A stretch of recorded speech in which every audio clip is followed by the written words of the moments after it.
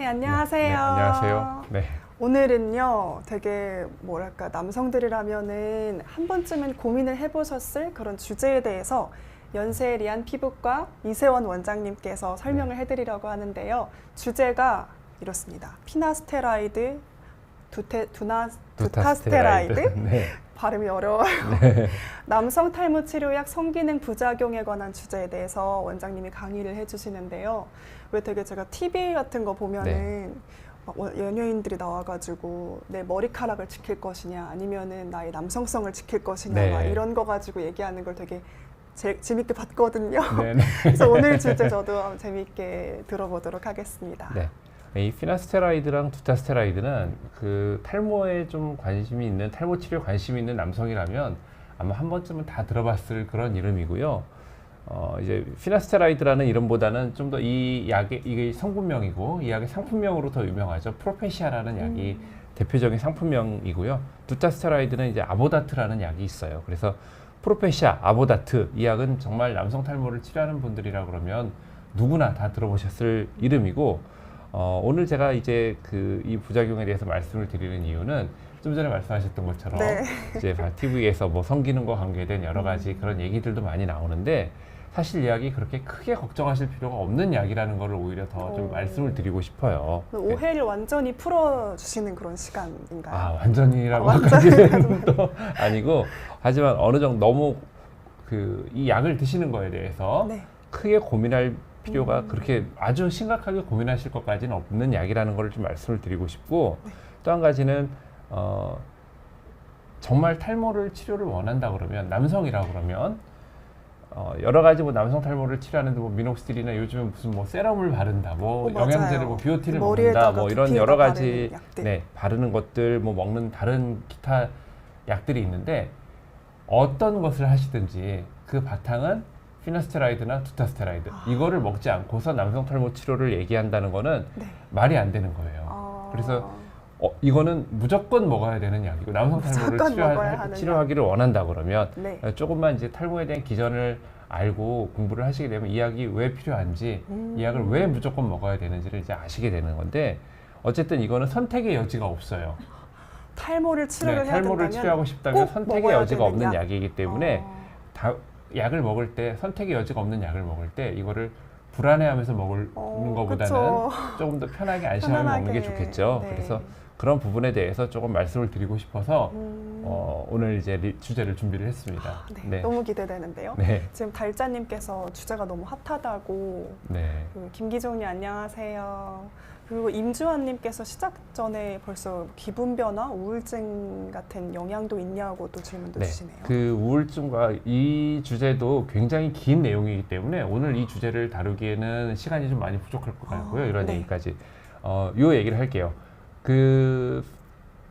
포스트 피나스테라이드 신드롬이라고 해가지고 그런 파운데이션이 만들어졌어요, 미국에. 근데 그 파운데이션이 약간 순수한 파운데이션이라기보다는 뭔가 2차적인 돈이나 어떤 소송을 통한 여러 가지 이득을 얻기 위해서 만들어진 파운데이션이라는 의심이 좀 많이 가는 파운데이션인데, 거기서 여러 가지 이런 우울증과 관계된 이런 부작용 사례들을 수집해서 논문을 내고 발표를 한 적이 있어요. 그러면서 이게 이슈가 되는 적이 있었는데, 굉장히 재밌는 거는 이 프로페시아 혹은 아보다트를 복용하고 자살에 대한 혹은 우울증에 대한 그런 suicidal ideation이라고 표현을 하는데, 자살 충동 혹은 자살에 대한 생각이 증가했다고 논문을 발표를 했어요.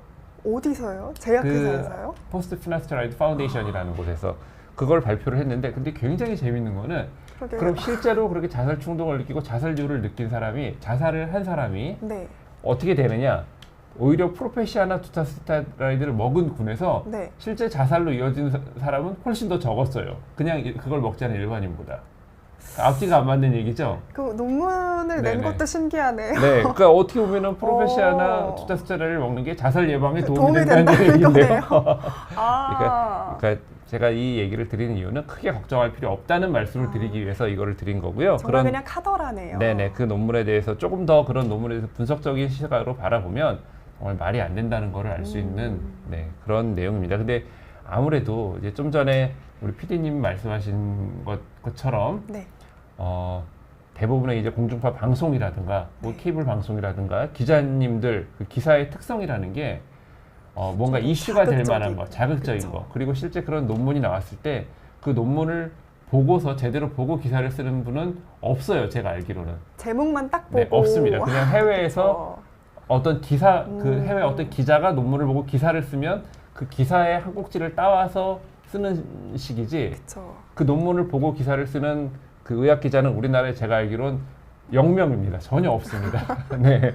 그러니까 그런 그 기사로 나오는 거, 방송에 네. 나오는 거, 또 방송은 그 의사들 중에서도 그래서 약간 방송에 맞는 방송용 의사들이 있고요.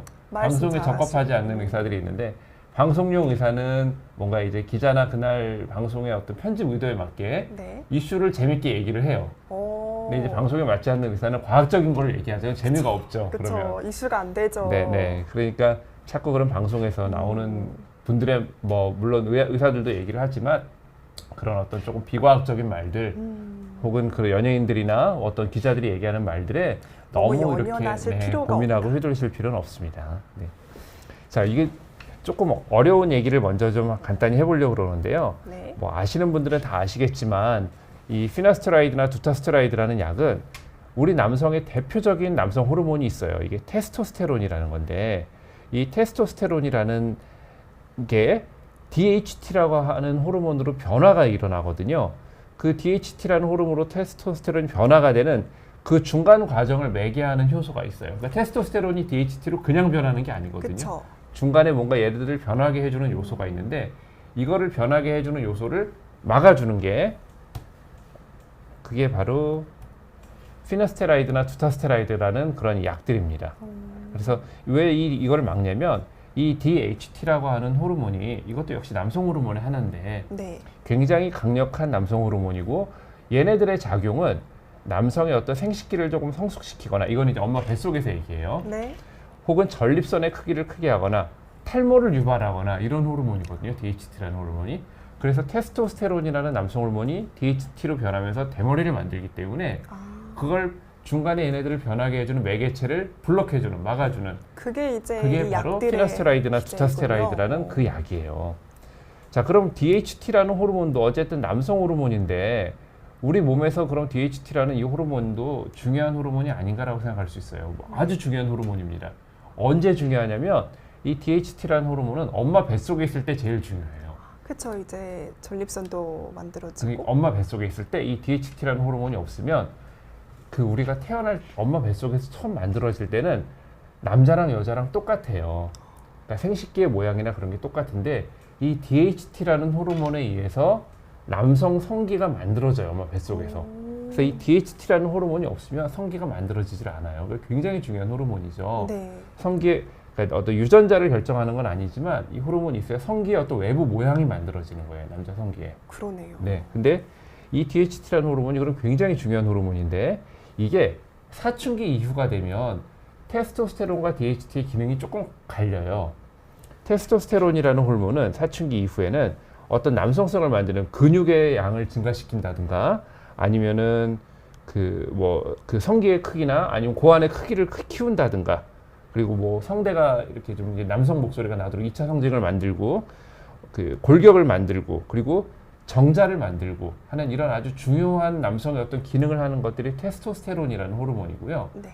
DHT는 사춘기 이후에는 대머리를 만들고 전립선 비대증을 만들고 그럼 안 좋은 거 아니에요? 그러니까 약간 안 좋은 쪽으로 작용하는 남성 호르몬이에요. 그러니까 억제가 좀 돼도 괜찮은 호르몬이라는 그러네요. 얘기죠. 말씀 네네네. 그래서 이 DHT를 억제하는 피나스테라이드나 두타스테라이드는 이 약이 어떤 남성성에 큰 영향을 미치거나 어떤 정자를 만드는 데 영향을 미치거나 혹은 남성의 어떤 성기의 발육에 영향을 미치거나 그러지 않는다는 거예요. 엄마 뱃속에서 처음 만들어질 때 중요한 호르몬이긴 하지만 나중에는 굳이 그렇죠. 나중에는 어떻게 보면 안 좋은 쪽으로 작용하는 호르몬이 될 수가 있고 그래서 실제로 이 DHT라고 하는 호르몬이 전혀 만들어지지 않는 유전적으로 네. 전혀 만들어지지 않는 사람들이 있었어요. 그럼 축복받은 근데 건가요? 그 사람 아니요. 축복받았다고 할 수는 없죠. 왜냐하면 원래 유전적으로 그게 만들어지지 않으면 엄마 뱃속에서 유전자는 남성인데 성기 네. 모양은 여성의 성기 모양으로 태어나는 아예 처음부터 네네네 그런 모양이 돼요. 근데 이 사람들이 성장을 하면서 아까 말씀드렸듯이 이 DHT가 아니라 남성성을 만드는 중요한 호르몬은 테스토스테론이라고 그랬죠. 네. 테스토스테론이 DHT로 변화되는 거를 그 막아주는 그 약이 이제 피나스테라이드나 두타스테라이드인데 네. 이 사람들은 유전적으로 아예 DHT가 안 생기는 사람이에요. 상대적으로 테스토스테론이 조금 더 많겠죠. 그렇겠네요. 오히려 더 근육질이고요. 오, 예. 그러면서 대머리도 안 생기고 여드름도 안 나요. 그러면 되게 뭔가 네. 이상적인 남성. 네, 근데 성기가 여성의 성기 모양이지. 애매하네요. 예, 예. 그러니까 어쨌든 그 얘기는 이렇게 나이가 들어서 이미 성기가 다 만들어진 상태로 태어난 사람이 사춘기 이후에 대머리가 생기는 연령에 DHT를 억제하는 피나스테라이드나 두타스테라이드 같은 약을 먹는 게 남성성에 어떤 커다란 영향을 미치지 않는다는 얘기예요. 자, 여기에 보면은 나이에 따른 테스토스테론의 변화라는 이 그래프인데요. 자, 보시면 18에서 29세 때, 그러니까 20대, 10대, 20대 때 테스토스테론이라는 이게 이제 주황색 그래프하고 파란색 그래프가 테스토스테론인데 이 중에서 더 중요한 건 이 파란색 그래프예요.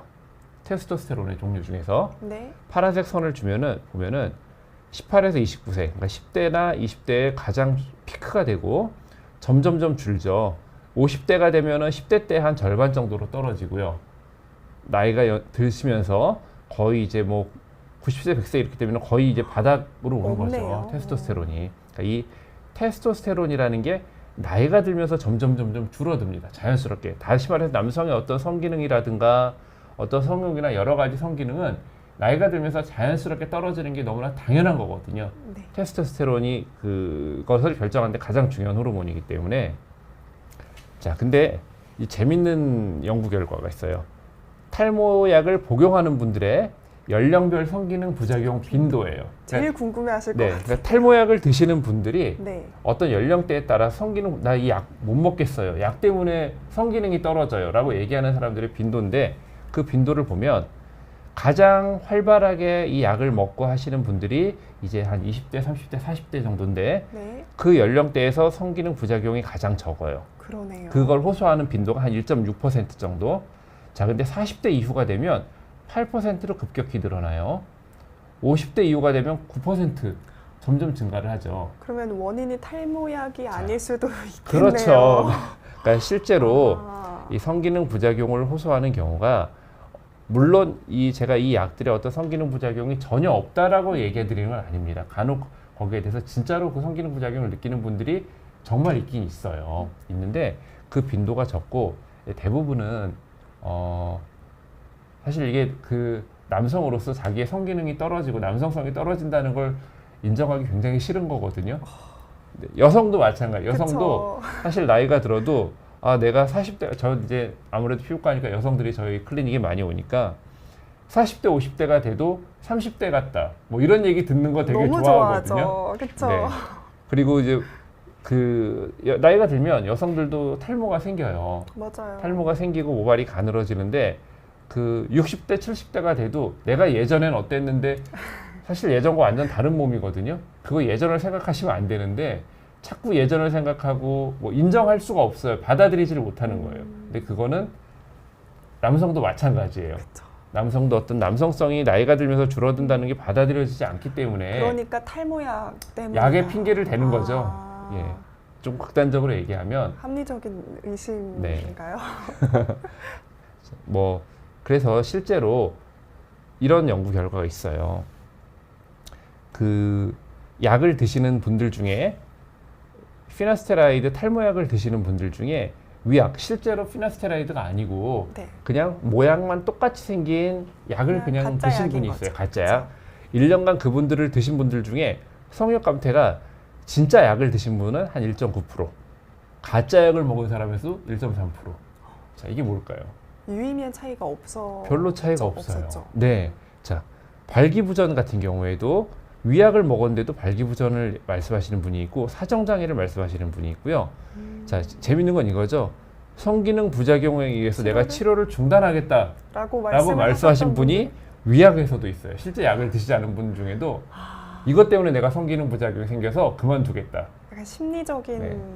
그래서 이거는 있는 그래서 실제 이런 논문도 있습니다. 이 약을 드실 때 성기능 부작용이 있다는 거를 미리 의사한테 고지를 받고 약을 드신 분과 그런 얘기를 전혀 듣지 않고 약을 드신 분들 중에 성기능 부작용을 호소하시는 빈도를 살펴봤더니 미리 의사에게 이 약은 성기능 부작용이 생길 수 있습니다라고 들은 분에서 실제 성기능 부작용이 나타났다고 호소하는 경우가 훨씬 많았어요. 그쵸. 얘기를 아예 듣지 않고 약을 드시는 분은 그 빈도가 훨씬 적었고요. 그래서 이제 그 논문에서는 이제 해외에서 나온 논문인데 논문에서는 환자들에게 너무 많은 정보를 주는 게 오히려 좋지 않을 수 있다 이렇게 이제 얘기를 하는데 근데 이거는 조금 나중에 어떤 뭐 문제가 생기거나 그랬을 때 그 환자의 어떤 약을 잘 드시고 탈모를 치료하는 관점에서 보면 옳은 얘기지만 이게 또 어떤 뭐 환자한테 대한 설명의 의무를 게을리했다라든가 뭐 이런 게 법적인 문제가 또 될 수 있기 때문에 어쨌든 기본적으로 의사들은 그런 얘기를 하는 편이긴 합니다. 네. 그리고 또 재밌는 거는 이런 성기능과 관련된 부작용은 자 1년 때는 이렇게 있었는데 자 약을 5년간 드신 분들을 보면은 확실히 확연하게 줄었죠. 그래서 피나스테라이드 이거는 이제 피나스테라이드에 대한 연구인데요. 피나스테라이드뿐 아니라 두타스테라이드도 약을 드시다 보면 그 처음에 초기에 느꼈던 어떤 성기능 부작용이 있더라도 시간이 지나가면서 그런 부작용이 거의 사라지는 뭐 그런 연구 결과들이 많이 나오고 있어요. 그래서 초기에 혹시나 어떤 성기능 부작용이 나타난다 하더라도 그 부분이 정말 본인에게 큰 문제가 되거나 아니면 진짜로 그게 좀 물론 성기능 부작용이 나타나는 분들의 모든 분들이 다 이런 어떤 심리적인 것이라고 다 무시하는 건 아니고요. 분명히 그런 부작용이 있는 분들도 계십니다. 근데 그 빈도가 굉장히 적고 일반적으로는 충분히 어느 정도 감내를 하고 조금만 지나가면 사라지는 그런 부작용이 있기 때문에 탈모가 심하게 나타나는 분들이 이 약을 드시는 거에 대해서 미리 걱정을 하고 너무 주저하시거나 그럴 필요가 없다는 말씀을 드리고 싶어요. 네, 특히나 또 이 약을 앞에 이제 서두에 말씀드렸듯이 약을 드시지 않고서는 탈모 치료, 남성 탈모 치료는 얘기가 안 됩니다. 그러니까 남성 탈모를 치료하기 위한 여러 가지 방법들이 있어요. 뭐 모낭 주사를 맞는다든가 레이저 치료를 한다든가 그런 방법들이 있는데 그 모든 것을 시행하기 위해서는 심지어 모발 이식을 할 때도 오히려 모발 이식을 하신 분일수록 이 약을 더 열심히 드셔야 됩니다. 정말요? 네네. 그러니까 약간 그런 얘기 들었거든요.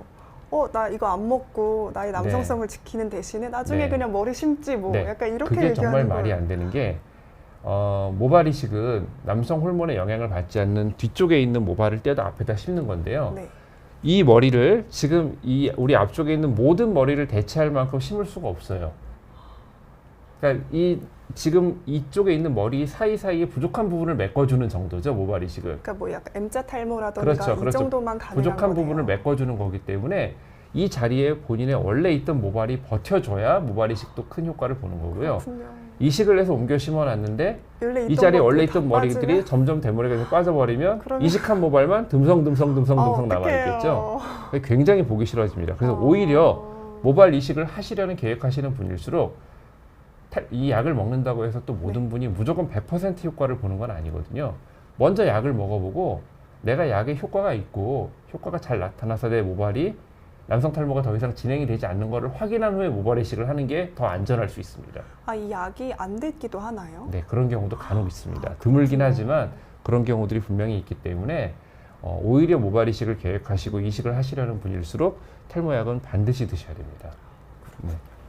이것 또한 오해였네요. 그러면 정말 오해가 많네요. 그래서 그 모발 이식에 대해서도 제가 언제 나중에 이제 기회가 되면 좀 말씀드릴 기회가 있을 텐데 모발 이식은 그야말로 미용 성형이에요. 모발 이식을 탈모 치료라고 생각하시면 안 됩니다. 우리가 뭐 쌍꺼풀 수술을 하고 코를 높이고 하듯이 이마 헤어라인을 조금 예쁘게 만들고 어떤 탈모 치료를 통해서 좋아진 후에도 부족한 부분을 조금 더 보완해주고 메꿔주는 그런 어떤 일종의 미용 성형이라고 모발 이식을 생각해야지 탈모 약을 대체하고 다른 탈모 치료를 대체할 수 있는 그런 치료로서 모발 이식을 생각하시면 이게 나중에 후회하실 수 있어요. 반드시 실제로 저희 병원에도 이 모발 이식을 하시고 나서 그 후에 아무런 치료 없이 그냥 모발 이식만 하고 그냥 살아오신 거예요. 그리고 5년, 10년 후에 대머리가 돼서 그것도 대머리도 그냥 대머리가 아니라 우스운 형태의 대머리가 돼서 오시는 분들이 정말 많습니다. 정말 많습니다. 그럼 그때는 치료를 하긴 좀 늦나요? 뭐 약을 먹는다던가 해서. 그러니까 가장 좋은 치료는 아직 모근이나 머리가 어느 정도 버텨줄 수 있을 때, 네, 그때 왜냐하면 이 약의 기능이라는 게 머리를 나게 하는 약이 아니라 탈모를 진행을 막아주는 약이라고 생각을 하셔야 돼요. 그래서 네. 아직 탈모가 어느 정도 모발이 좀 버텨주고, 물론 약을 먹으면 모발이 좀 굵어지는 결과가 있어요. 근데 어느 정도 그 머리털이 있으면서 굵어질 여지가 있는 그런 머리털들이 있을 때, 네. 그때 약을 먹고 치료를 해야지. 나 이식했으니까 이제 괜찮아. 뭐 나는 남성성을 지켜야지. 뭐 이러고 약을 안 먹고 큰 코 다칠 네, 수가 있는 지내다가 거예요. 정말 5년, 10년 후에 어느새. 그리고 또 이 모발 이식은 주로 모발 이식을 하는 제일 중요한 부위는 이 앞쪽 헤어라인이거든요. 네. 앞쪽을 빽빽하게 잘 심어 놓으면은 정면에서 봤을 때는 탈모가 잘 안 보여요. 이식을 하신 분들은 정면에서 봤을 때는 탈모가 잘 안 보이기 때문에 이 위쪽에서 진행이 돼도 사실 잘 인지를 못해요. 거울을 여기까지 안 보니까요, 네, 평소에. 굉장히 재밌는 게 병원에 오시는 남성 탈모분들 중에 앞이마가 뒤로 넘어가시는 분들은 굉장히 빨리 옵니다, 병원에. 이런 시기에 인지하고 큰일 났다. 그쵸. 오세요. 근데 앞머리가 짱짱하고 뒤쪽만 대머리가 되시는 분들이 계시거든요. 느리게 오세요. 이분들은 정말 심한 상태가 돼서 병원에 오셨는데도 최근까지 괜찮았는데 한 두세 달 전부터 갑자기 머리가 좀 약간 약해졌어요. 이러면서 오세요. 세상에. 아니거든요. 벌써 이미 몇 년 전에 시작을 하셨어요, 그분은. 근데 그거를 인지를 못하는 거예요. 거구나. 네. 그러니까 모발 이식을 해놓으면 앞에서 봤을 땐 여기가 짱짱하니까 위쪽이 약을 안 드시고 계시면서 심해지고 있어도 인지를 못해요. 그리고 정말 웃긴 형태의 탈모가 되었을 때, 이식모가 드문드문 남아서 정말 이상한 형태가 됐을 때 병원에 오시는 분들이 많이 있어요. 그러면 안 될 텐데. 네. 그러니까 근데 토렌트 네. TRX님이 네네. 그 사이드 이펙트 중에 고위험 전립선암에 걸릴 네. 확률이 있다는 거는 또 뭔가요? 하고 네, 이것도 조금 잘못 알려진 건데, 이거 그래요? 이미 이것도 그 여러 가지 비뇨기과 저널을 통해서 알려진 내용인데요. 고위험 전립선암에 걸릴 이 약을 먹으면 전립선암의 유병률을 현저히 떨어뜨립니다. 그러니까 전립선암에 걸릴 확률이 현저히 떨어지는데, 다만 네. 전립선암이 약을 드시는 분들 중에서 전립선암이 걸린 걸로 발견된 분들 중에 그 전립선암의 정도가 약간 조금 심한 형태, 그러니까 조직학적 검사에서 심한 형태의 전립선암으로 발견되는 경우가 있어요. 네. 그래서 이 약을 먹으면 전립선암의 유병률은 떨어지는데 조금 더 조직학적으로 심한 형태의 전립선암으로 나타나는 형태가 좀 있더라. 이게 왜 그럴까? 이제 그런 것들이 이제 몇 년 전부터 논문들이 나왔는데, 첫 번째 이유는 이 약을 먹으면 전립선이 조금 오그라들어요. 다시 말해서 우리가 조직학적으로 조금 고위험군이라고 얘기했던 건 뭐냐면, 실제로 이 약을 먹었을 때 전립선암에 걸렸다고 나온 분들의 사망률이 올라가는 게 아니에요. 그냥 조직학적으로 봤을 때 조금 더 우리가 조직학적인 평가를 하는데, 약간 고위험 전립선암 병기가 그렇지 않나? 뭐 이렇게 보이는 그런 형태가 나타나는 거예요. 전립선이 오그라들면서 세포들의 어떤 패킹이 일어나요. 전립선 사이즈가 줄어들면서. 그래서 이게 한 가지, 약간 고위험 조직학적으로 나타난 전립선의 발견될 확률이 좀 올라가는 이유 중에 하나고요. 또 한 가지는 이 약을 드시는 분들은 PSA라고 하는 전립선 수치가 떨어져요. 왜 떨어지냐면 전립선이 좋아지기 때문에 떨어지는 거예요. 전립선에 비대증이 생기지 않기 때문에. 그렇죠. 그래서 이 PSA라는 수치가 떨어지는데, 근데 이 PSA라는 수치는 전립선 암이 있는 분에서는 수치가 확 올라가거든요. 올라가고 이 PSA라는 수치를 보고 우리가 전립선암의 어떤 조기 발견의 근거로 삼는데, 네. 이 전립선이 수치가 약을 먹으면 수치가 떨어져 있기 때문에 발견이 조금 늦을 수가 있어요. 전립선 수치의 상승이 좀 늦어지기 때문에. 약의 영향을 받아서. 약의 영향을 받아서. 네. 근데 어쨌든 거의 이거는 아주 드문 경우의 얘기고요. 거의 대부분의 모든 남성에서는 전립선 암의 발병을 훨씬 줄여주고, BPH 전립선 비대, 나이 들면은 남성들이 소변을 자주 보게 됩니다. 소변을 자주 보게 되고, 한 번 소변을 볼 때 소변의 양이 좀 줄어들고, 그게 전립선 비대증의 한 증상이거든요. 근데 그런 전립선 비대증의 증상도 좀 낮춰줄 수가 있죠. 좋은 약인데. 네. 김기종님께서 네. 전립선이 오그라든다고요? 네, 전립선이 오그라드는 거에 대해서 걱정하실 게 없는 게, 나이가 들면 아까 말씀드린 DHT라는 것 때문에 전립선 암이 그 전립선의 사이즈가 커지면서 요도를 누르는 그 전립선 비대증 증상이 있어가지고 전립선을 그래서 줄이기 위해서 수술도 하거든요. 그 전립선 비대증의 치료법 중에 하나가 수술이에요. 그 요도 사이로 그 레이저관이라든가 전기관을 집어넣어서 전립선을 긁어내는 수술을 합니다. 불편하니까. 네, 굉장히 고통스러운 수술이거든요. 그러니까 이 약을 드시면 그럴 확률이 줄어든다는 얘기예요. 그러면 오그라드는 건 걱정을 하실 필요가 그러니까 뭐 그렇게 걱정하실 만한 일이 아닙니다. 알겠습니다. 전립선이라는 게 무슨 그러니까 이렇게 생각을 하시는 분이 있어요. 전립선과 고환을 동일하게 놓고 생각하시는 분이 있어요. 네. 그래서 전립선이 줄어드는 거를 마치 무슨 그 성기능이 떨어지고 무슨 정자가 줄어들고 이렇게 그렇죠, 약간 그렇게 생각할 그게 수 아니에요. 있죠. 그거랑 조금 달라요. 네. 자, 근데 어쨌든 이 약을 드셨을 때 성기능 부작용이 전혀 안 생기는 건 아니고 진짜 생기는 분들도 간혹 아주 드물긴 하지만 있으세요. 그래서 봤더니 어떤 성기능 부작용이 있는가? 첫 번째는 성욕이 감퇴하는 경우가 있고요. 약을 먹었는데 성욕이 감퇴된다. 두 번째는 그 정액의 양이 줄어드는 경우가 있고 세 번째는 발기가 조금 덜 되는 그런 이 세 가지 가장 대표적인 성기능 부작용이거든요. 발기가 좀 덜 되는 경우가 있는데 그 사람들 중에 이런 어떤 성기능 부작용을 겪었을 때 그럼 이것 때문에 내가 너무 안 좋아서 난 약을 끊어야겠다라고 결심하는 경우는 발기부전을 겪는 분들이 하여튼 가장 제일 많아요. 그리고 두 번째는 성욕 감퇴, 세 번째 사정양화소. 다시 말해서 약제 중단의 가장 큰 이유가 발기부전이에요. 그러니까 여러 가지 성기능 부작용 중에서 이 남성들이 가장 그 받아들이지 못하는 부작용이 발기부전이라는 얘기죠. 이게 재밌는 그런 얘기예요. 네. 근데 아까 아까 표에서는 그 발기부전이 크게 없었던 걸로 보였는데. 그렇죠. 그러니까 이거는 제가 말씀드린 거는 이런 발기부전의 어떤 빈도가 높다는 게 아니라 빈도는 굉장히 작지만 어떤 나타나는 분들에서는 발기부전이 나타날 때 남성들이 가장 힘들어한다는 그 얘기입니다. 네. 네. 제가 여러 가지 사실 이런 얘기를 하면 이제 여러분들이 딱 듣고 싶은 내용만 듣는 것 같아요.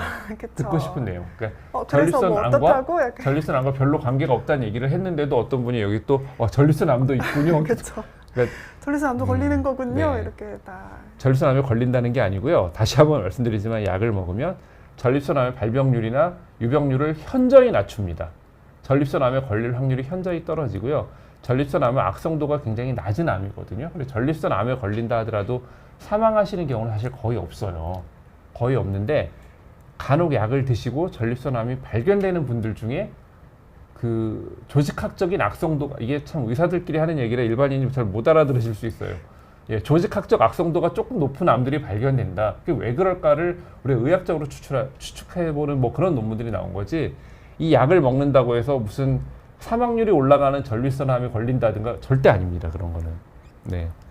자, 그러면 이런 약들을 피나스테라이드라는 약이랑 두타스테라이드라는 약이랑 두 가지가 있잖아요. 네. 그럼 이제 어떤 약을 먹느냐. 물론 이 약의 선택은 환자분의 의중도 중요하고 또 의사들이 어떤 약을 드시는 거를 이렇게 권유를 해주는 거에 따라서 조금 달라질 수 있을 것 같아요. 근데 두 가지 약이 조금 달라요. 이 피나스테라이드라는 약은 테스토스테론이 DHT로 변하는 과정 중에서 그 변환을 시키는 여러 가지 효소들이 있는데 그 중에 한 가지를 억제하는 게 피나스테라이드고요. 두타스테라이드는 그 과정에서 작용하는 효소 중에 두 가지를 억제를 해요. 그러니까 좀 더 많은 DHT 생성을 억제하는 게 두타스테라이드라는 약입니다. 그래서 탈모 치료에 대한 효과는 피나스테라이드에 비해서 두타스테라이드가 훨씬 더 좋겠네요. 훨씬은 아니에요. 그래요? 큰 차이는 아니지만 약간. 왜냐면은 좋다. 주로 우리가 탈모에 작용하는 거는 피나스테라이드가 억제하는 5알파 리덕타제 타입 2라는 건데 두타스테라이드는 타입 1, 2를 다 억제하거든요. 근데 주로 중요한 거는 타입 2예요.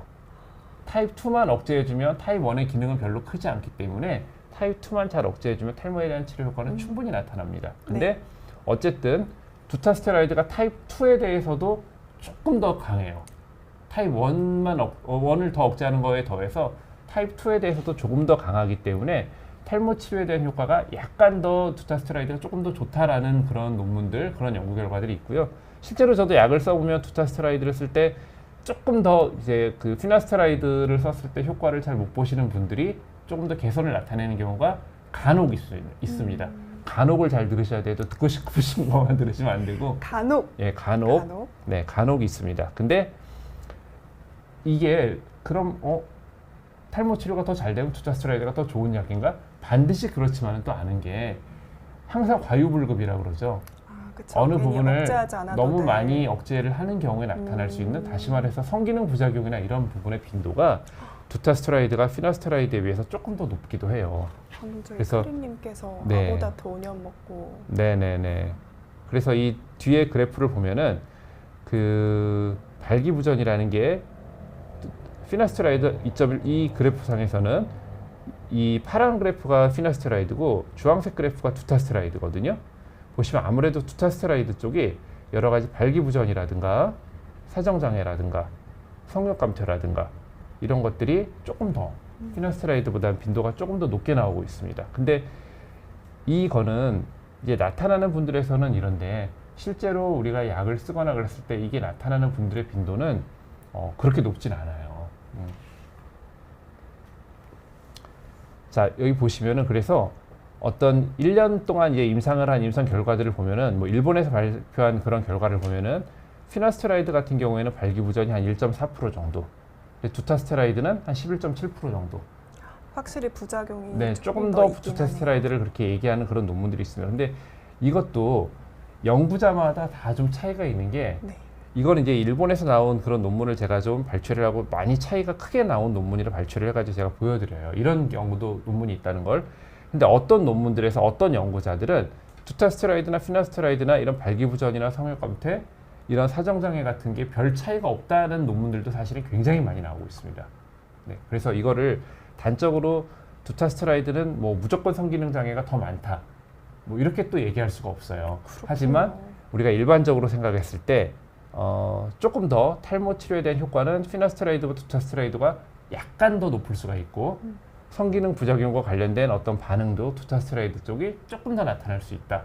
이렇게 그냥 일반적으로 생각하시면 될 것 같고, 아직 뭔가 정리해서 완벽하게 되는 게 없는 거죠. 그러니까 이게 완벽한 정리라는 건 있을 수가 없어요. 그래도 뭔가 리뷰된 네네, 그런 것들은 지금 굉장히 많은데 네. 연구들마다 다 결과가 말이 다릅니다. 다르니까. 다 결과가 다르기 다르구나. 때문에 이게 사람에게 하는 거를, 사람들을 이게 진짜로 조건이 같으려면 동일 연령대에 동일한 사람을 동일한 음식을 먹이고 동일한 장소에 가둬가지고 그렇게 불가능하죠. 못하니까요. 네, 그쵸. 그리고 동일한 성관계를 해야 되고 동일한 사람을 만나서 동일한 성관계를 하고 어휴, 불가능하잖아요. 그쵸. 그죠? 실험 연구를 할 수가 없죠. 네, 할 수가 없는 거기 때문에 이거는 정확하게 뭐 어떻게 정리된 의학이라는 건 사실 그렇게 될 수가 없는 거거든요. 근데 네. 만약에 사실 머리카락이라는 게 되게 소중한데 네네. 남성성도 되게 소중한 거잖아요. 네네네. 근데 두테스테라이드가 지금 발기부전이 11.7%면 내가 그 10%가 될 수도 있는 건데. 근데 그 우리 PD님도 제가 지금 계속 드리는 말씀을 또 듣고 싶은 것만 들으신 거예요. 여기서 이 11%는 굉장히 극단적으로 일본에서 나온 논문 중에 한 논문이 퍼센트를 크게 한 논문이라고 제가 말씀드렸어요. 네. 다 이렇지 않거든요. 네. 굉장히 작은 퍼센트로 나오는 논문들도 있고, 이게 뭔가 조금 더 이런 차이가 있다는 걸 보여드리기 위해서 제가 보여드린 거지. 네. 실제로 그러면 제가 이 두타스테로이드라는 약을 그 비뇨기과에서는 그 전립선 비대증 치료를 위해서 이미 과거 수십 년 전부터 쓰던 약이고, 실제 그분들 중에 성기능 부작용 때문에 약의 복용을 포기하시는 분들은 거의 없습니다. 그렇게 많지 않아요.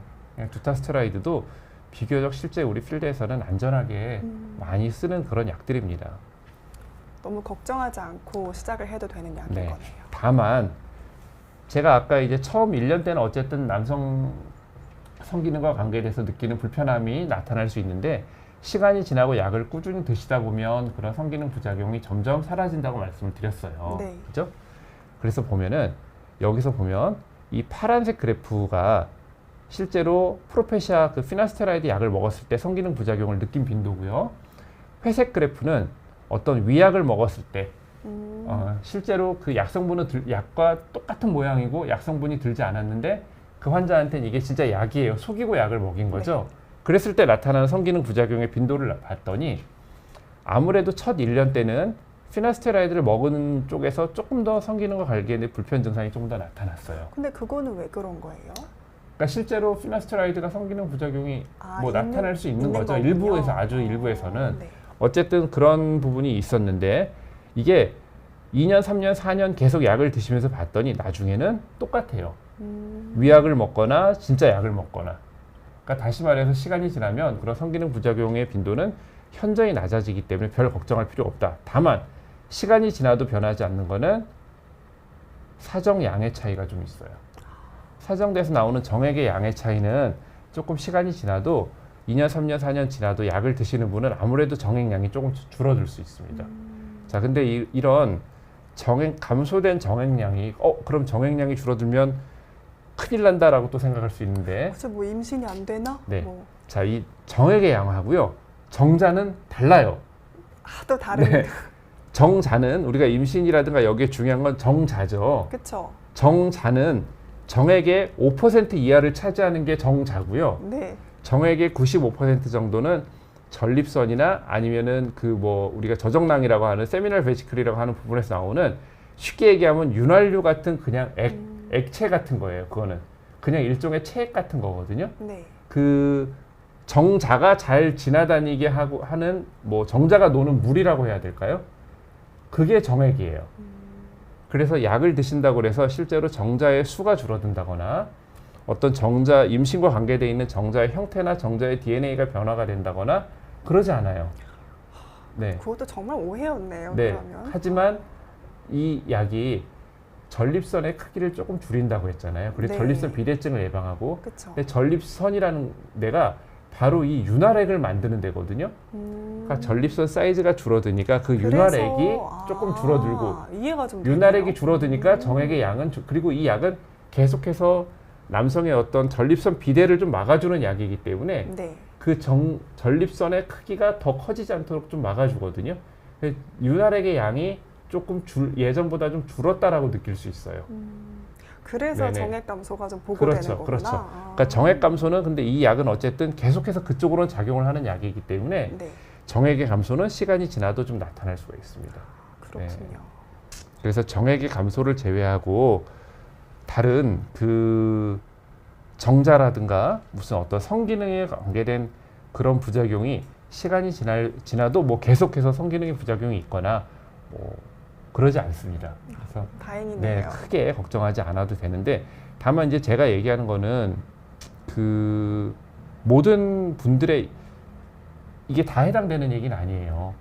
거의 대부분의 분들이 안전하게 우리 지금 여러 가지 뭐 코로나 백신 중에도 코로나19 백신도 부작용 보고 많은 분들이 안전하게 맞고 그 덕분에 코로나도 예방이 되고 뭐 좋은 효과가 많지만 개죽의 불편을 겪으시는 분들이 분명 있잖아요. 적은 빈도긴 하지만 그분들한테는 또 크게 작용을 할 수가 있죠. 맞아요. 이런 부작용도 마찬가지예요. 굉장히 퍼센트가 작습니다. 작고 비교적 거의 대부분의 분들이 안전하게 이 약을 드실 수가 있어요. 그래서 이 약을 드시기 전에 미리 어떤 성기능 부작용을 걱정하고 고민하고 그러면서 약을 안 먹으면 탈모 치료는 얘기가 안 돼요.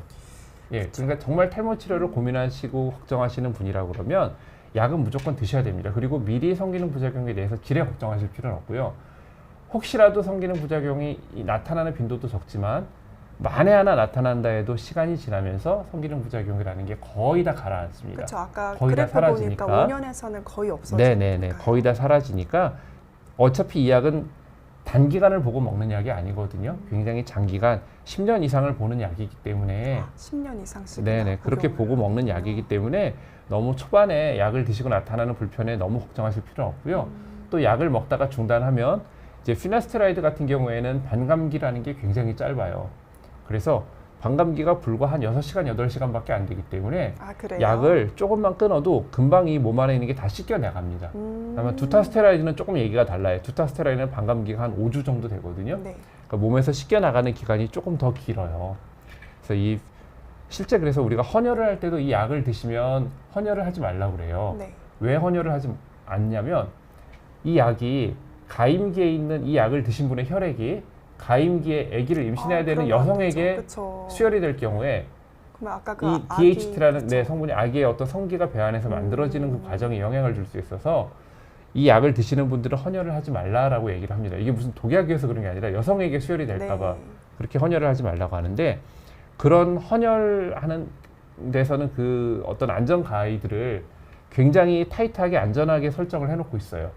피나스테라이드, 프로페샤를 드시는 경우에도 약을 끊고 한 달 정도 이후에는 헌혈을 자유롭게 하도록 하고 있습니다. 그러니까 그만큼 빨리 이 약이 씻겨 나간다는 얘기고요. 반감기가 짧다. 네네. 아보다트 비상용 아보다트 네. 반감기가 좀 전에 제가 5주 정도 된다 그랬죠. 네. 네. 그 두타스테라이드 아보다트를 드시는 분들 같은 경우에는 우리가 이 약을 드시고 헌혈을 할 때 6개월 정도 약을 끊고 헌혈을 하라고 얘기를 하거든요. 그러니까 아무래도 아보다트는 조금 그게 길어요. 네. 그래서 어쨌든 약을 끊으면 이게 다 씻겨내려가는 그런 약들이기 때문에 그러면 만약에 네. 복용을 하다가 내가 만에 하나 뭐 문제가 사이드 있으면 이펙트가 있는 것 같다. 그러면 그때 잠깐 끊어도 중단 되는 예 거네요. 끊어도 크게 문제가 없는 그런 약입니다. 다만 제가 모든 말씀드리는 건 네. 100%는 아니에요. 네. 그러니까 그 중에는 약을 끊어도 아까 어떤 분이 우리 질문에 약을 끊고 나서도 본인은 발기부전 증상이 있었다라고 말씀을 하셨어요. 네. 약을 끊어도 나타나는 경우가 정말 그건 아주 드문 경우입니다. 우리가 그런 경우는 케이스 리포트라는 걸 하는데 이 약을 드시는 분들이 전 세계적으로 6억 명 이상이라고 그래요.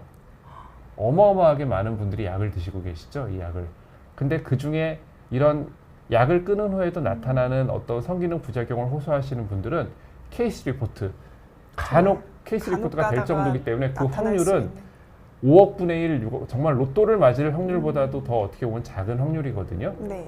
그러니까 그 부분에 대해서 너무 걱정하시진 않아도 되지만 간혹 아주 드물게는 있기 때문에 약의 설명서에는 이런 말은 들어있어요. 그 2012년에 미국 FDA에서 약의 설명서에 이런 말을 넣으라고 가이드가 나와가지고 약을 끊은 후에도 영구적으로 나타나는 어떤 그 성기능 부작용이 발생할 가능성도 있다.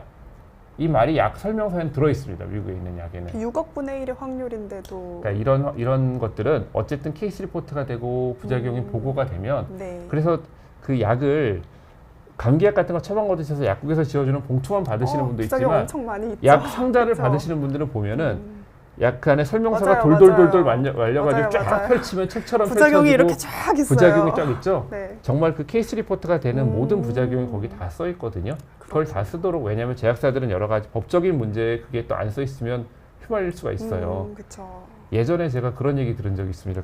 저희 지인 중에 모 유명 전자회사 다니시는 분이 계시는데 네. 미국에서 그 소송이 걸렸는데 졌다고 그래요. 진 이유가 어떤 할머니가 전자레인지에 고양이를 넣고 돌렸대요. 어머. 근데 그게 죽었죠, 고양이가.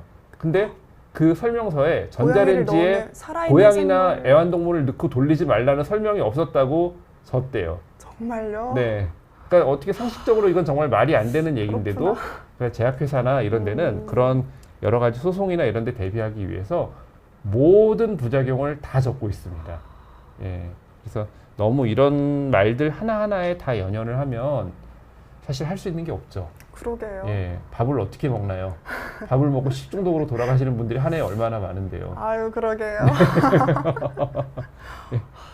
그러니까 이 약을 제가 이 말씀을 드리는 이유는 이 약을 정말 영구적으로 어떤 부작용이 있는 위험한 약이다라는 게 아니라 혹시라도 설명서에서 이런 문구를 보시더라도 이게 너무 정말로 뭐 6억 분의 1의 그렇죠. 확률일 너무 수도 이게 있겠다. 걱정할 수 있는 그런 진짜 심각한 부작용이 아니다. 그렇기 때문에 여러분들이 뭐 물론 100%의 안전을 추구하시는 분이라고 그러면 네. 사실 이거를 먹을 수가 없죠. 하지만 그 확률이 너무나 작기 때문에 너무 크게 걱정은 하시지 않고 드셔도 되지 않을까. 저는 뭐 그렇게 생각하고 실제 저도 10년 이상 약을 먹고 있습니다. 아, 정말요? 네네. 산 증인이시네요. 그럼요. 오늘 질문이 굉장히 많아요. 근데 아까 김기종님께서 네. 그 저희가 부작용의 플라시보 이펙트가 좀 있다라는 것이 네네. 보였잖아요. 네네. 그러면 그냥 이 약을 장기간 복용한다는 그 사실만으로도 약간 심리적으로 압박감이 있어서 발기부전이 그러니까 생기는 거 아닐까요? 장기간 복용한다는 사실보다도요, 이 약이 간혹 드물게 성기능 부작용이 생길 수 있다는 그 사실, 그리고 여러 가지 언론이라든가 뭐 유튜브 같은 데 보면 아까 우리 맞아요, PD님도 맞아요. 말씀하신 연예인 뭐 양세형 씨가 TV에 네. 나와서 뭐 남성성과 머리 중에 머리카락 선택을 중에 해야 된다, 선택을 해야 뭐 된다. 이런 식으로 좀 겁을 극단적인 주니까. 네, 그런 얘기들을 들으니까 그래서 아까 제가 말씀드린 것 중에 네. 이런 얘기를 드렸죠. 의사들 중에서 이 약에 성기능 부작용이 있다는 거를 환자들한테 미리 고지하고 그 얘기를 듣고 먹은 환자들이랑 다르다고. 네, 그런 설명을 전혀 듣지 않고 먹은 환자들의 그룹을 나눠서 누가 더 성기능 부작용을 많이 얘기하나 약을 먹으면서 봤더니 미리 의사한테 성기능 부작용이 생길 수 있다는 얘기를, 그 정보를 알고 있는 사람의 경우에 성기능 부작용을 더 많이 호소한다는 거예요. 이게 아예 참 모르고 먹은 사람의 사람은 아무 그런 걸 성기능 부작용을 느끼지 못하고요. 그러니까 이런 어떤 너무 정보의 과잉 네. 혹은 좀 걱정의 과잉이 오히려 없는 문제를 좀 만들 수 있거든요. 그러니까 네. 너무 질에 걱정하지 마시고 진짜 남성 탈모가 있으시고 남성 탈모를 치료하고자 내가 조금 한다면 남성 탈모 때문에 여러 가지 또 이 그 우울증이라든가 실제 이 어떤 외모의 변화, 어떤 사회적인 위축 이런 것들이 대머리로 인해서 나타난다는 연구 결과가 많아요. 그래서 약을 먹어서 생기는 우울증의 빈도보다 대머리 자체의 우울증 빈도가 훨씬 높다는 것도 이미 뭐 다 연구 논문으로 다 밝혀진 그런 얘기니까요. 그러니까 네, 남성 탈모를 탈모를 치료하기 치료하고자 위해서는 한다면은 네. 약을 먹으시는 것도 네. 주저하실 필요가 네. 없다는 거네요. 남성 탈모를 치료하고자 하면 이 약을 드시지 않고 탈모 치료는 어쨌든 얘기가 안 됩니다. 이거는 뭐 선택할 수 있는 명제가 아니고요. 탈모를 걱정하신다 그러면 약은 무조건 드셔야 되는 겁니다. 오늘 강의에서 제일 중요한 부분인 것 같아요. 그럼 저희 처음 이제 오래된 질문부터 한번 받아볼게요. 네네. 제임스 본드님께서 5AR은 간에서 생성되는 효소인가요? 네, 그 효소는요 우리 몸에 여러 곳에 다 있습니다. 피부에도 있고요, 간에도 있고, 심지어 그 뇌에도 있고요. 우리 몸에 여러 군데 다 있는 그런 효소입니다.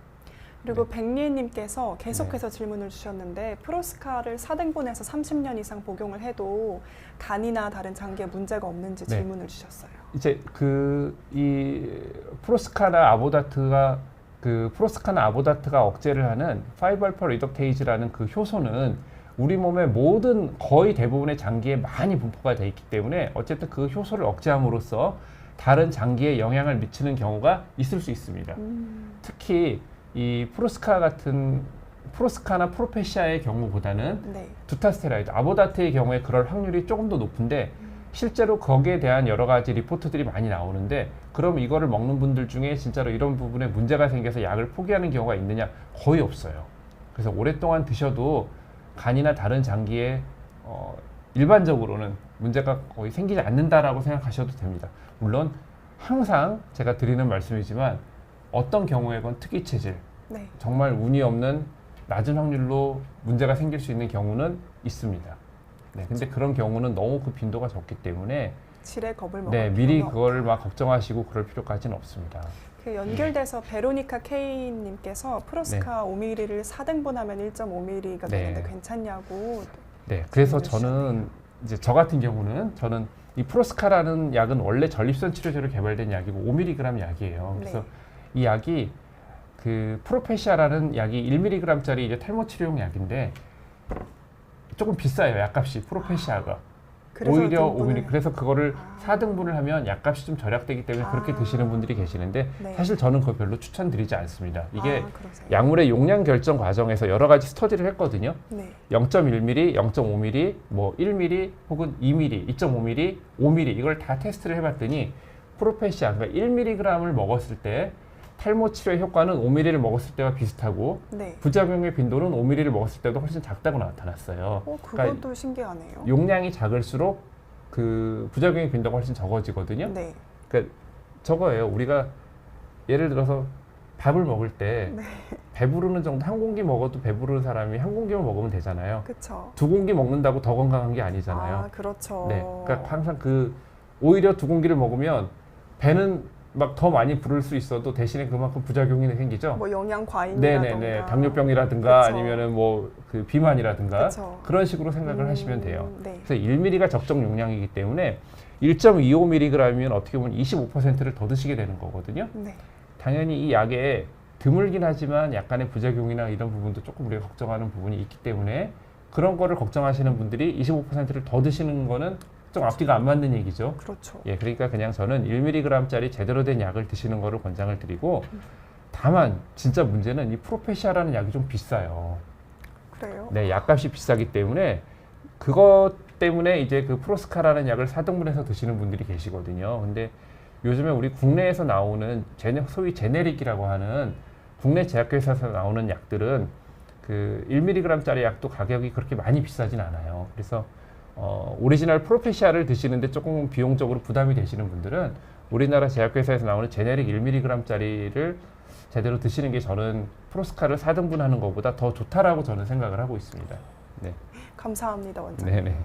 그러면 다음 질문이 그러니까 김기종님께서 부작용을 피할 수 없다면 만약에 내가 이런 부작용이 왔다면 치료는 어떻게 해야 되냐라고 질문을 하셨는데요. 일단은 약을 끊어볼 수도 그렇죠. 있는 방법이 네, 약을 좀 있고요. 중단을 해본다거나 혹은 약의 용량을 조금 줄여본다거나 그런 이제 어떤 부작용을 겪고 그것 때문에 불편하시다 그러면 이 약은 그래서 이 전문의약품이거든요. 네. 의사의 처방이 필요하기 때문에 정기적으로 병원에 가서 약을 처방해 주시는 선생님을 만나고 상담을 해야 되는 약이에요. 뭔가 불편이 있다 그러면 그걸 선생님한테 얘기하시면 네. 처방 받으시는 선생님한테 얘기하면 뭐 약의 용량을 좀 줄여본다든가 약을 아니면 끊어본다든가 아니면 약의 종류를 바꿔본다든가 그렇지 않으면 요즘에 여러 가지 해피드럭이 많이 있죠. 소위 비아그라나 시알리스 같은 아까 약을 먹다가 중간에 포기하게 되는 가장 큰 원인 중에 하나가 발기부전이었죠. 그러니까 그런 약들을 좀 병행을 해본다거나 약도 병행이 가능하군요. 그렇죠. 이 피나스테라이드나 두타스테라이드의 가장 큰 장점 중에 하나는 다른 약들과의 약물 상호작용이 거의 없다는 거예요. 굉장히 안전한 약입니다. 그러네요. 네네. 그리고 이사이 FD님이 피나 부작용이 있던 사람이 두타를 먹어서 없어지기도 하냐고 라는 질문을 주셨는데 일반적으로는 두타스테라이드가 피나스테라이드보다 어떤 성기능 부작용의 빈도가 조금 더 높을 수 있거든요. 네. 그래서 두타를 드시다가 불편하시다 그러면 피나로 바꿔볼 수 있어요. 근데 이제 피나를 드시다가 불편해서 두타로 바꿨을 때 어떨지 사실 그거는 잘 모르겠어요. 그러네요. 네네. 하나를 더 억제를 하는 네네. 거니까. 그거는 잘 모르겠는데 약간 심리적으로 뭔가 이거에 불편했는데 이걸로 바꿨을 때 조금 괜찮아지는 경우는 가끔 있긴 한 것 같아요. 네. 근데 어쨌든 심리적 그렇습니다. 안전으로 네네네. 도움이 될 수는 있지만 의학적으로 봤을 때는 네. 뭔가 해석이 안 된다는 말씀이시고요.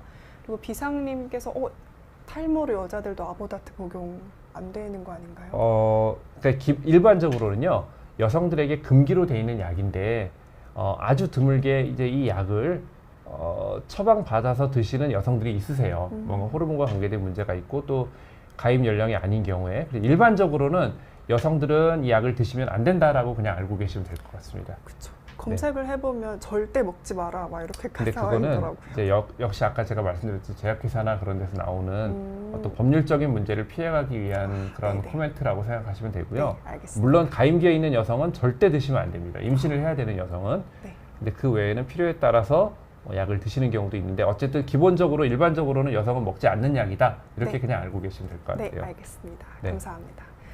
그리고 토렌트 TRX님이 예전에 한의병 원장님이 네네네. 탈모약은 사실상 합성 여성 호르몬제라고 말을 해주셨는데 이거는 어떤 말일까요? 아마 이 약을 드시면 네. DHT라는 호르몬이 이제 억제돼서 상대적으로 여성 호르몬이 조금 왜냐하면 이거는 그 DHT나 테스토스테론의 어떤 대사 과정을 조금 이해하고 얘기를 해야 되는 건데 실제로 이 약을 먹으면 테스토스테론이 증가하게 되고요. 그 DHT라는 게 억제가 되니까 상대적으로 테스토스테론이 그쵸. 증가할 수 있어요. 그러니까 오히려 남성성이 증가할 수 있는데 또 재밌는 게 이 테스토스테론의 일부는 여성 호르몬으로 또 대사가 되거든요. 네. 그러니까 약간 여성 호르몬이 그러니까 이 여성 호르몬이라는 게 여성성을 만드는 호르몬이다 꼭 그게 아니에요. 우리 몸에서 여러 가지 작용을 하거든요. 네.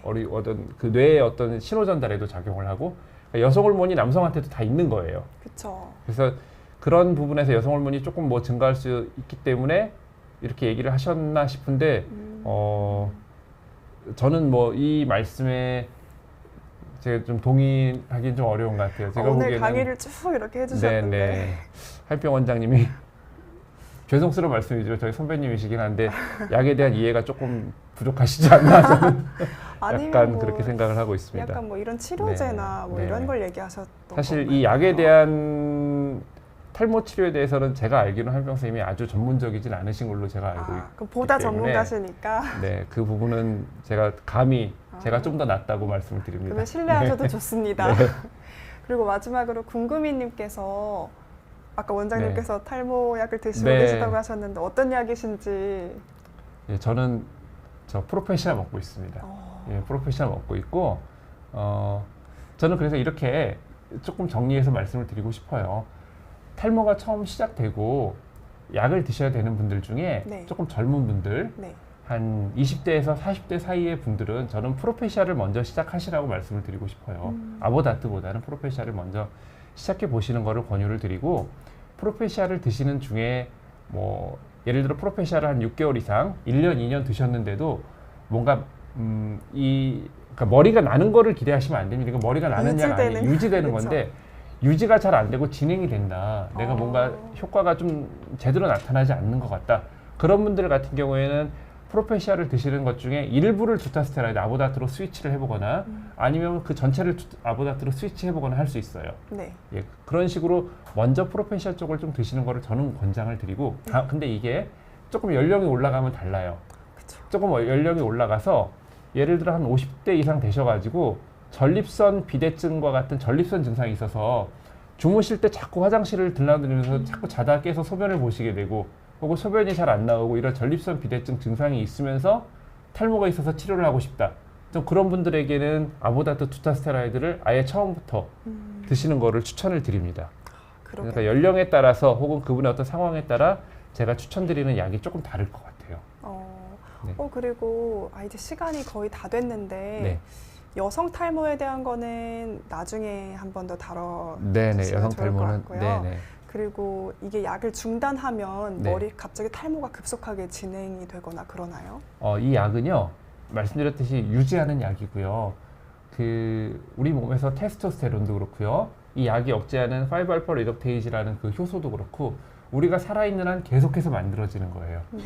약의 방광기가 짧다고 그랬죠. 그러니까 네네. 약은 약을 먹을 때만 작용을 하는 거지 그렇구나. 약을 끊으면 그 작용은 없어집니다. 그러면 바로 이제 탈모가 진행이 근데 될 수도... 그렇진 않아요. 그래요? 바로는 아니고 약의 어떤 효과 작용이 떨어진다고 해도 우리 몸이 이제 운동하다가 운동 중단한다고 해서 바로 몸이 뭐 팍 맞아요. 는 거 아니잖아요. 네. 그죠? 서서히. 그러니까 서서히 다만 그게 줄어든다는 게 네. 예를 들어 약을 10년을 드시던 분이 이제 약을 중단을 하셨어요. 자, 그분이 10년 전에 약을 시작 안 하고 그대로 대머리가 됐을 그 상태랑 10년 약을 드시고 약을 중단해서 다시 좀 줄어든 상태랑 그래도 그 다르겠네요. 갭은 있는 거예요. 그쵸. 예, 약을 중단한다고 그래서 무슨 자기가 원래 그 나이에 원래 되었어야 되는 그 상태보다 훨씬 더 심하게 되는 건 절대 아니거든요. 네. 예, 뭐 처음 약을 드실 때 이걸 먹다가 내가 중단하게 되면 대머리가 다시 심해지는데 어떻게 안 드시면은 더 심해집니다. 마카오방님 들으셨죠? 네. 네. 안 드시면 더 심해진다고 하고요. 네. 그리고 크릭님 원장님은 프로페시아 드신다고 하셨고요. 그리고 아이즈 네. 켄트님은 오늘 방송 다시 한번 정주행하셔야 될 것 같습니다. 네. 그러면 오늘 질문은 여기까지 받고요. 강의 정말 감사합니다. 네. 오늘 왠지 재미있게 다시 재방송하시는 분들이 많으실 것 같아요. 네. 네, 도움이 그럼 되셨으면 좋겠습니다. 도움이 네. 많이 됐을 겁니다. 네. 네, 그럼 오늘 방송 여기까지 하겠습니다. 감사합니다. 네, 감사합니다. 감사합니다.